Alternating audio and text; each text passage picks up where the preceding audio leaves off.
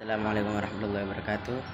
Di sini dari video saya yang kedua, saya di sini akan menjelaskan tentang kedudukan dan fungsi hadis.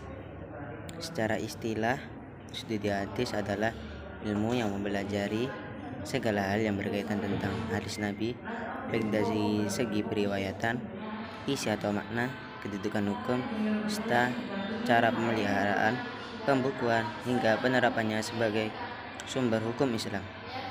Kedudukan hadis dibagi menjadi 4. Yang pertama yakni sebagai sumber hukum Islam, kedua setelah Al-Quran, yang kedua yakni sebagai penjelas isi Al-Quran atau mubayyin, yang ketiga yakni sebagai pedoman hidup bagi umat Islam sepanjang zaman, yang keempat yakni tidak bisa dipisahkan dari Al-Quran, dan yang kedua yakni saya akan membahas tentang fungsi hadis.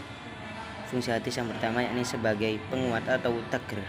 Hadis menegaskan kembali hukum-hukum yang telah ada dalam Al-Quran, misalnya perintah sholat yang ada dalam Al-Quran dengan dibuat hadis. Yang kedua yakni sebagai tafsir atau penjelas. Banyak ayat Al-Quran yang bersifat global atau umum. Hadis berfungsi memperinci ayat tersebut. Contoh perintah zakat dalam Al-Quran jelaskan secara rinci kadar nisab dan haulnya dalam hadis. Yang ketiga yakni sebagai pembatas atau takhsis. Hadis membatasi keumuman ayat Al-Quran, misalnya perintah memotong tangan pencuri dalam surat Al-Maidah ayat 38. Dijelaskan dalam hadis bahwa yang dipotong adalah pencuri dengan kadar minimal tertentu.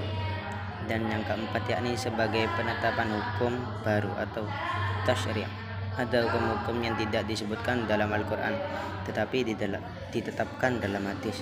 Contoh larangan memakan daging hewan yang berdaging tajam atau burung yang bercakar. Dan yang ketiga yakni saya akan menjelaskan tentang ruang lingkup kedudukan dan fungsi hadis. Yang pertama yakni landasan akidah, ibadah, dan muamalah setelah dalil Al-Quran. Yang kedua yakni menjadi teladan praktis melalui sunnah Nabi dalam berbagai aspek kehidupan. Jadi ruang lingkupnya mencakup posisi hadis dalam struktur hukum Islam dan perannya dalam mengatur serta menuntun kehidupan umatnya.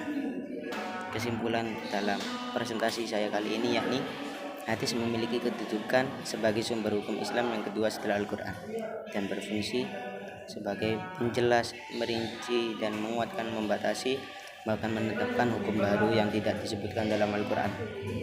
Dengan kedudukan dan fungsi tersebut, hadis menjadi pedoman praktis dalam menjalankan kehidupan sehari-hari sehingga ajaran Islam dapat dipahami dan diamalkan secara utuh. Demikian presentasi saya kali ini. Apabila ada salah kata mohon maaf. Wabillahi taufiq wal hidayah wal inayah. Assalamualaikum warahmatullahi wabarakatuh.